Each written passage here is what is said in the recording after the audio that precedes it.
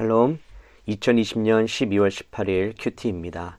억울한 고난의 때가 복음 전할 기회입니다. 베드로전서 3장 13절에서 22절까지 말씀입니다. 개역 개정입니다. 또 너희가 열심으로 선을 행하면 누가 너희를 헤아리요. 그러나 의를 위하여 고난을 받으면 복 있는 자니 그들이 두려워하는 것을 두려워하지 말며 근심하지 말고 너희 마음에 그리스도를 주로 삼아 거룩하게 하고 너희 속에 있는 소망에 관한 이유를 묻는 자에게는 대답할 것을 항상 준비하되 온유와 두려움으로 하고 선한 양심을 가지라. 이는 그리스도 안에 있는 너희의 선행을 욕하는 자들로 그 비방하는 일에 부끄러움을 당하게 하려 함이라. 선을 행함으로 고난받는 것이 하나님의 뜻일진데 악을 행함으로 고난받는 것보다 나으니라. 그리스도께서도 단번에 죄를 위하여 죽으사 의인으로서 불의한 자를 대신하셨으니 이는 우리를 하나님 앞으로 인도하려 하심이라. 육체로는 죽임을 당하시고 영으로는 살리심을 받으셨으니 그가 또한 영으로 가서 옥에 있는 영들에게 선포하시니라. 그들은 전에 노아의 날 방주를 준비할 동안 하나님이 오래 참고 기다리실 때에 복종하지 아니하던 자들이라. 방주에서 물로 말미암아 구원을 얻은 자가 몇 명뿐이니 겨우 8명이라. 물은 예수 그리스도께서 부활하심으로 말미암아 이제 너희를 구원하는 편이 곧 세례라. 이는 육체의 더러운 것을 제하여 버림이 아니요 하나님을 향한 선한 양심의 간구니라. 그는 하늘에 오르사 하나님 우편에 계시니 천사들과 권세들과 능력들이 그에게 복종하느니라. 우리말 성경입니다. 여러분이 열심히 선을 행하는 사람이 되면 누가 여러분을 해치겠습니까? 그러나 여러분이 의를 위해 고난을 당하면 여러분은 복 있는 사람들입니다. 그들의 위협에 두려워하지 말고 불안해하지 마십시오. 오직 여러분의 마음에 그리스도를 주로 삼아 거룩하게 하고 여러분이 가진 소망에 관한 이유를 묻는 모든 사람에게 대답할 것을 항상 준비하되 온유와 두려움으로 하고 선한 양심을 가지십시오. 이는 여러분이 비방을 받을 때 그리스도 안에서 행한 여러분의 선한 행실을 비방하는 사람들로 하여금 수치를 당하게 하려는 것입니다. 하나님의 뜻이면 선을 행하다 고난을 당하는 것이 악을 행하다 고난을 당하는 것보다 낫습니다. 이는 여러분을 하나님께로 인도하기 위해 그리스도께서도 한번 죄를 위해 고난을 당하시고 의인으로서 불의한 사람을 대신하셨기 때문입니다. 그는 육체로는 죽임을 당하셨으나 영으로는 살리심을 받으셨습니다. 또한 주께서는 영으로 옥에 갇혀있는 영들에게 가서 선포하셨습니다. 그들은 전에 노아가 방주를 예비하는 동안 하나님께서 오래 참고 기다리실 때 끝내 불순종했던 사람들입니다. 물로 심판하실 때 구원받은 사람이 적으니 단 8명뿐이었습니다. 이제 물은 여러분을 구원하는 표인 침례를 의미합니다. 침례는 육체의 더러움을 없애는 것이 아니라 예수 그리스도의 부활로 인해 선한 양심이 하나님을 향해 응답하는 것입니다. 그리스도께서는 하늘로 올라가 하나님의 오른편에 계시니 천사들과 권세들과 능력들이 그분께 복종합니다. 메시지 성경입니다.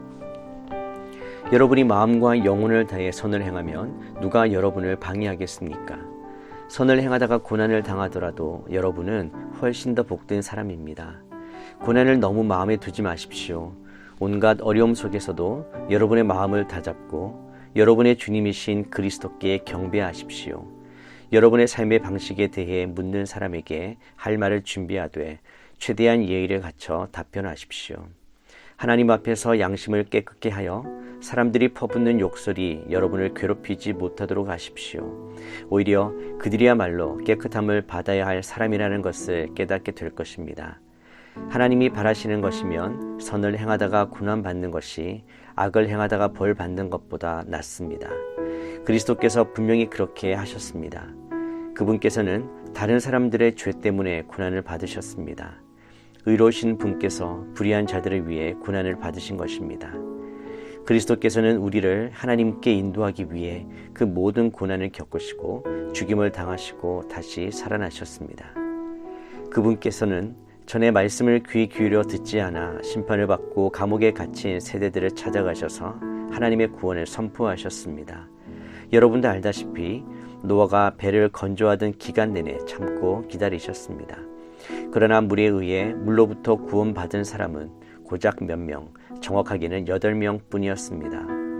세례받을 때의 물이 여러분에게 그와 같은 일을 합니다. 그 물은 여러분의 살갗에 묻은 더러움을 씻어주는 것이 아니라 예수의 부활을 힘입어 깨끗해진 양심을 갖게 된 여러분을 하나님 앞에 세우는 물입니다. 예수께서는 천사에서 권세에 이르기까지 만물과 모든 이들에 대한 최종 결정권을 쥐고 계신 분입니다. 그분은 하나님 오른편에 계시면서 그분이 말씀하신 것을 이루십니다. 로마 제국 전역에 흩어져 살아가던 디아스포라 유대인들은 오해와 박해를 받으며 살아가는 나그네들이었습니다. 그런데 그들 중 예수님을 믿은 사람들은 다시 동족 유대인들로부터도 따돌림과 박해를 당하는 나그네 중에 나그네가 되고 말았습니다. 베드로는 이런 어려움 가운데 있었던 사람들을 격려하며 박해와 고난이 있을 때 어떤 마음으로 인내를 실천해야 하는지 가르치고 있습니다. 그리스도를 주로 고백한다는 것은 자신의 모든 삶이 그리스도께 속해 있으며 그분의 뜻에 절대적으로 순종한다는 것을 의미합니다. 성도란 입으로만 주님을 부르는 자가 아니라 그리스도를 닮기 위해 어떠한 고난도 감수하는 삶으로 자신이 주님의 제자임을 드러내야 합니다. 예수 그리스도께서 이 땅에서 박해를 받으며 십자가의 죽음의 자리에 처하셨듯이 그리스도를 주로 삼는 삶은 고난의 길입니다. 세상의 권세를 잡은 악한 세력은 하나님 나라를 대적하기 위해 선한 길을 걷는 자들을 박해합니다. 성도는 이러한 공격을 두려워하지 말아야 합니다. 베드로 사도도 성도는 세상 사람들이 두려워하는 것을 두려워하지 말고 근심하지 말아야 한다고 말합니다. 하나님께서 기뻐하시고 선하게 여기시는 거룩한 길이 힘들고 어려워도 궁극적으로는 생명과 진리의 길입니다.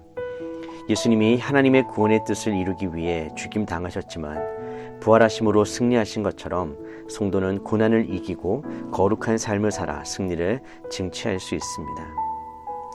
그리스도를 따라 거룩하게 살고 신앙에 대한 공격이 들어올 때 대답할 말을 준비하되 유대인들이 주로 사용하는 공격적 논쟁적 태도가 아니라 온유와 두려움으로 대응하라고 권면합니다. 고난당하면서도 인내로서 승리하는 성도의 모습은 하나님과 교회를 비난하는 자들을 부끄럽게 만들 것입니다. 성도는 선한 양심을 따라 행함으로 교회를 비방하던 자들이 오히려 하나님을 찬송하게끔 만들어야 합니다. 이것이 세상에서 성도가 감당할 빛과 소금의 역할입니다. 이와 같이 성도의 거룩한 삶은 그 자체가 복음의 증거이며 하나님께 영광이 됩니다. 예수 그리스도께서 보이신 자기 희생과 낮아짐을 통한 사랑의 실천은 어두움을 이기는 빛입니다. 성도는 입으로만 복음을 외치는 것이 아니라 삶으로 하나님 나라를 보여주어야 합니다. 세상 사람들과 성도의 삶의 근본적 차이는 육체의 소욕이 아니라 성령의 소욕을 따라 사는 삶입니다. 성도는 육체의 소욕과 성령의 소욕이 싸울 때 육체의 소욕을 제어하고 성령의 소욕을 따라 살기 위해 노력해야 합니다. 베드로 사도는 이것을 하나님을 향한 선한 양심의 간구라고 표현합니다. 성도가 성령 충만한 삶을 유지하면 그 인격에 성령의 열매가 풍성히 맺히고 성령의 은사가 임하여 복음의 도구로 쓰임 받을 수 있습니다. 그러므로 성도는 성령 충만함을 위해 간구하며 하나님께 영광을 돌려야 합니다. 억울한 고난의 때가 복음 전할 기회입니다. 우리가 이 땅을 살아가면서 주님을 따라가는 제자로서 주님을 기억하며 주님이 주신 능력으로 고난을 이기시기를 축복합니다. 기도하겠습니다. 하나님 아버지, 그리스도를 주로 고백하는 저희들이 예수님처럼 순종하며 하나님의 뜻을 이루어가는 저희가 되기를 원합니다. 세상 속에서 빛과 소금의 역할을 하며 거룩한 삶으로 세상을 변화시키며 하나님을 영원롭게 하는 저희들 다 될 수 있도록 축복하여 주시옵소서. 그러기 위해 오늘도 성령 충만을 구합니다. 우리에게 성령을 부어주시고 성령의 능력으로 승리하게 하여 주시옵소서. 예수님의 이름으로 기도드립니다. 아멘.